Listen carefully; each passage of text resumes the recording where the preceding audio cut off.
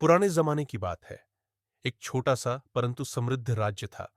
नाम था सत्यपुर। इस राज्य का राजा था राजा वीरदेव।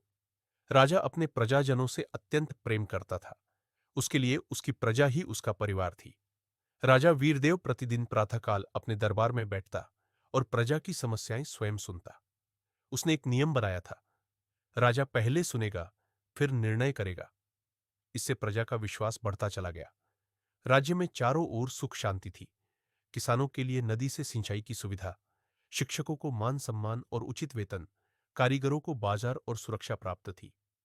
एक दिन एक वृद्ध किसान भोला राजा के दरबार में आया।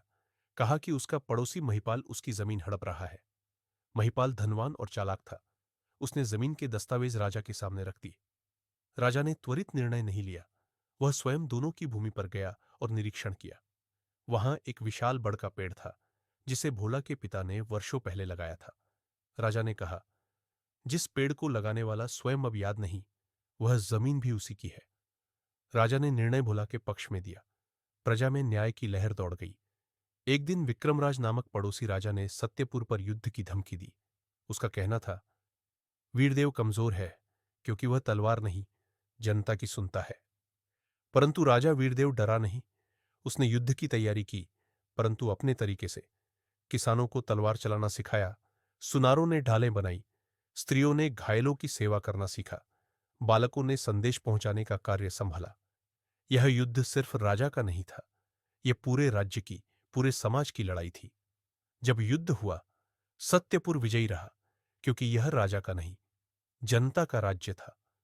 राजा ने बनाए नए नियम। युद्ध के पश्चात राजा वीरदेव ने नई नीतियां लागू की। प्रत्येक गांव में न्याय सभा की स्थापना की गई। शिक्षा सभी के लिए अनिवार्य कर दी गई। हर 15 दिन में जनता की राय सुनी जाने लगी।